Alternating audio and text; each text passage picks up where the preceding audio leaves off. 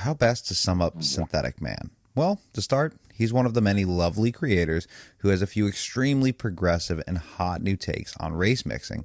I find this even more funny because his kid is mixed race. So his black wife divorced him, and now he plays fucking birthday parties. How black-pilling is that? That has never been considered before.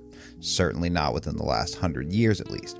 Don't go check your history books. Now, I certainly don't want to compare Synthetic Man to one of 4chan's biggest heroes, but when you stop and look, the similarities are astounding. They both have similar opinions on race mixing. They both think one should have done a better job. And they both struggle to grow a proper mustache. My first introduction to this goober was from his Fallout television series review. I was actually doing a bit of research while making my own review, and I wanted to see what other people thought, and unfortunately his video was the first that I found. He shit on this thing so goddamn hard that I wasn't even completely sure we were watching the same series. Either that or I'm really bad at reading the room, because against all odds, I actually liked it. But I'm not going to harp on a lack of set dressing or not enough creatures or fight scenes. I don't want to pick apart the plot too hard or poke holes that could easily be explained away or make much more sense given the series has a chance to grow. It's not often that a new series gets a massive budget to pull off all the stops. And you know what else is massive?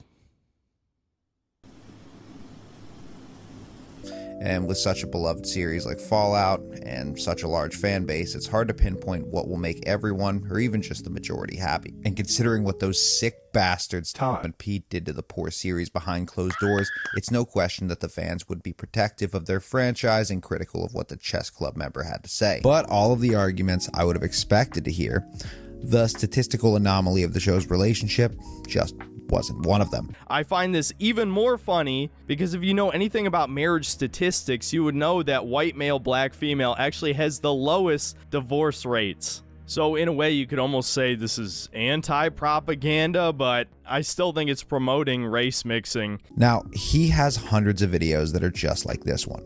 They share the same sentiments and use the same stupid buzzwords that even I'm guilty of repeating. But, funnily enough, it doesn't matter what the subject is. It always comes back to a conspiracy theory that big corporations want to sell you lies. Now, he's been called many things, and one that I've heard more than others is racist. Work as hard as they can and a black person! Take her off screen! Take her off screen! And I'm sure sexist as well. But I don't want to say that. Not because he hasn't explicitly been racist or because all of the points that he makes have overarching themes, but just because I don't want to fucking say it. I mean, what do I know about a guy that seems overly concerned with preserving the white race in modern media? Maybe a girl he liked rejected him. Maybe every girl he's liked rejected him. Apparently, he likes watching television series with his mother, so maybe he's got an Ed Gein situation going on. Basically, every streaming show I've tried to watch with my mother has had some form of propaganda in it, and usually multiple types, whether it's race-related, gender-related, LGBT-related, it's usually all of the above. Or maybe dad got pushed out of the picture when his mom started getting dicked down by a black guy. I don't fucking know. But before we go any further, let me tell you the bare minimum about Synthetic Man. Synthetic Man created his channel on May 7th, 2008. He's mostly known for his game reviews and criticisms over the ever-changing industry and how developers are trying to introduce new ideas into their storylines. These new ideas could range anywhere from diverse leads or supporting characters to modern problems such as equality or discrimination. He usually classifies these as any and all colored or female characters, especially the ones that show independence, anything regarding race mixing as previously mentioned, or really just anything that doesn't feature a jacked white guy rocking dual LMGs, smoking a cigar, and dropping some sweet one-liners. Get to the chopper! All of this he classifies as woke propaganda. And it really doesn't take much for him to declare it so. Vaguely acknowledging a black NPC in your trailer, you're woke. Featuring a woman in business attire for a few seconds during a cutscene, you must be a shill for the communist movement. Did you just give a speaking role to a man in a wheelchair? Get synthesized, you liberal. Now, for someone who's overindulged in this kind of media, or anyone who stands firmly on their political beliefs, this may get old, repetitive, and a bit annoying. But for someone like me, if you want a good laugh or to see how quickly he jumps on that woke bandwagon of his, it's pretty funny to see what passes for propaganda in his book. And for that alone, his content can be a fun watch. It's also possible to make a drinking game out of how often he uses his buzzwords or how many seconds into a video before he turns it into a political speech. Hey, if you're enjoying the video, drop a like, share it with strangers online, comment, and let me know what you thought, and don't forget to subscribe. I've got a Discord if you want to hang out after the video or just ask some questions. Just be 18 or older. Link will be in the description. You can also support me for as little as $1 on my Patreon. That'll get you a shout out at the end of the video and a big hearty thanks for me. Also, feel free to stick around and binge more of my content if it tickles your fancy. Back to the video. Anyways, his first listed video was uploaded 4 years ago titled Resident Evil 3 Remake, a massive disappointment.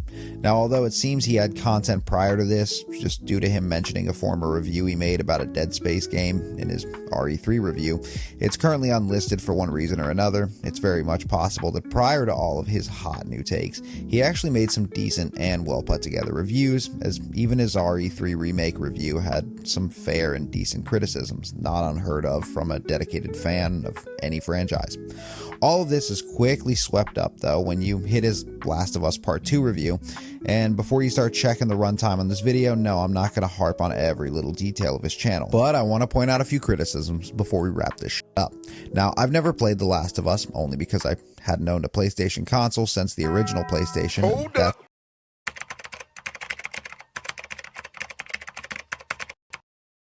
Oh my god, bro. Oh, hell no, man. What the fuck, man? Get your ass on, boy. That's not because I advocate for any particular console. The answer is simple. My family was lower middle class, we didn't have a lot of money for gaming consoles, and my friends all played Xbox, so that's what I primarily owned. That being said, I don't plan to rip apart his review, but point out something I found within the first few minutes that I'll try to cover briefly, right after I give you a bit of context. Apart from bringing conservative politics into literally every video he makes, when none of them really have anything to do with politics, he has a tendency to flex on the liberals. Sometimes with insults, and other times he will literally flex and talk about how he lifts weights. Let me just flub up a little bit, just flex. Show off my raw masculinity. That being said, less than 2 minutes into his video, he begins to shit on the protagonist Abby for having a muscular build. Her character design, like, Jesus Christ, the people who modeled her character need to go back and take another anatomy class or some shit. One which he claims is not how bodybuilding females look, before proceeding to show pictures of bodybuilding females that look just like her. Some of which I would even argue could have been her model, but I digress. He buries himself further in this already stupid take by stating that 4 years would not be enough time for a woman to gain this much muscle mass, which just isn't true. Possibly a misconception about testosterone versus hormones, but either way, it certainly wouldn't take over 4 years to gain this level of muscle, and a lot of it comes down to genetics. If you have a slow or poor metabolism, you'll need to compensate with regular weight training and exercise. If you have an incredibly fast metabolism, you'll need to compensate by taking in a much larger portion of calories. This goes into his next point, that this is the apocalypse and they wouldn't have enough protein or protein powder for her body type to exist. Now, all of this just to prove that Synthetic Man has never worked out beyond 15 minutes in the gym with 95 pounds, in which he gave up during the second set and spent the last 12 minutes kissing his muscles and flexing in the mirror. The fact that he jumps to protein powder as his primary example for muscle growth or development leads me to believe that he got all his bodybuilding knowledge from a V-Shred advertisement and figured that was everything he needed to know. You know what's a fantastic source of proteins for your body? Canned goods, believe it or not. Do you know what would be a highly likely food source in the apocalypse, Synthetic Man? F***ing canned goods. Just because it's taken you over 4 years and you still don't look half as fit as Abby doesn't mean it's impossible. It just means you're lazy and full of shit. No, Synthetic Man is an amasculine man, and if his name is anything to go off of, he isn't really much of a man either. It's obvious that some point in his life, or even just in his YouTube career, that the brain rot got the better of him, and whether or not this was a self-made manifesto built around hatred, regret, desperation, and ego, or just watching one too many Top G videos, breathe air.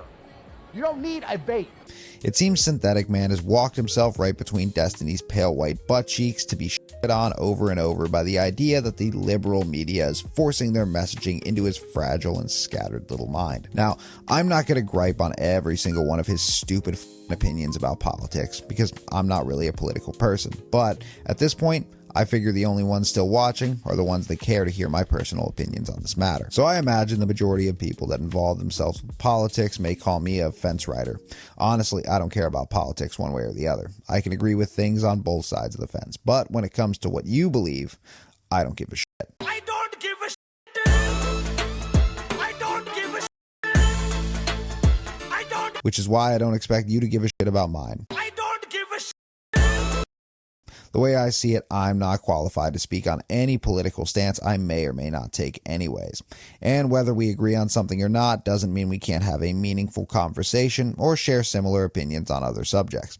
Why the fuck do you care what your friend's stance on abortion is unless they're asking you to accompany them to their appointment? Messaging or political messaging in video games are bound to change as we move forward. No, I don't agree that every game needs a diverse cast to stay relevant, and not every game has to sell us a topic that isn't relatable to the majority of gamers. Yes, bringing up trans issues or exploring race diversity can work for certain games that actually help enrich the plot, but not when it isn't relevant to the story. Veilguard is the best example of this to date, trans issues being a primary topic of discussion around the game. So, I'm non-binary. What does that mean? That being said, why the fuck are trans issues a topic for a fantasy game? The most rational response is that even in a fantasy world, it's possible that one race or another may have an identity crisis about who they really are inside. Pretty simple answer, but no, it's a fantasy game where you can turn people into newts or raise them from the dead. Maybe if you spent the last 20 years of your life role-playing as a human, always wanting to be a high elf, but knowing deep down that you'll never be able to live up to those expectations. But remember that this is a game. I'm not a dark elf assassin in the Brotherhood with a proficiency in stealth, light armor, and sneak attack, which is exactly why I play Elder Scrolls. Splendid. Watch your step.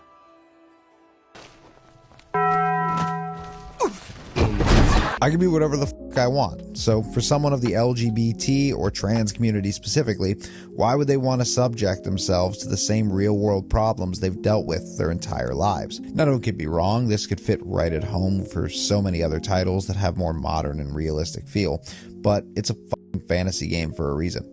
Take Hogwarts Legacy for example. I wasn't bothered by the fact that I didn't get to choose my specific pronouns.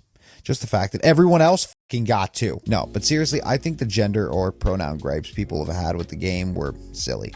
What was absolutely ridiculous was the fact that a 15-year-old, first year, showed up with almost no prior knowledge of spells, and within one school year, I've mastered flying, and I'm fucking up professional criminals in the Dark Forest with my ancient magic.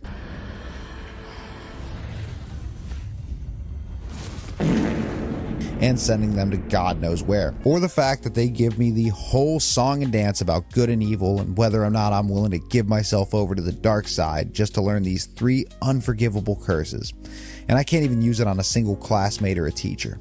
And whether I'm off in the middle of nowhere or in polite company, no one seems to give a shit that the first year fucking obliterated Liam the Ashwinder assassin in front of their very eyes. Hey, thank you guys so much for sticking around. I'm sure most of you are gone by now, but if not, I want to give a massive shout out to my patrons Jessica, Pulped Milk, George, Jesse, Guardian of Dead Wolves, Loading Please Wait, Min Min, and Xiao. Thank you to our lovely editor and always enchanting channel artist. Their links will be in the description. If you're 18 years of age or older, feel free to join the Discord or help support me on Patreon starting at $1 for shoutouts and to show your support. Like, share, subscribe, and until next time, be well.